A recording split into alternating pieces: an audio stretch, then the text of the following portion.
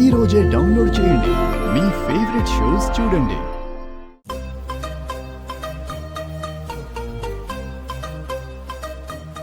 ఒరే చిరు, ఏంద్రా నువ్వు ఏం చేస్తుండవురా?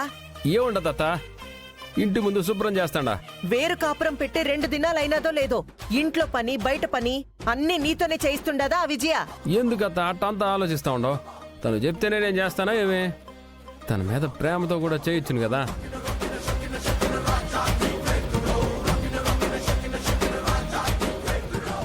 చిరంజీవి,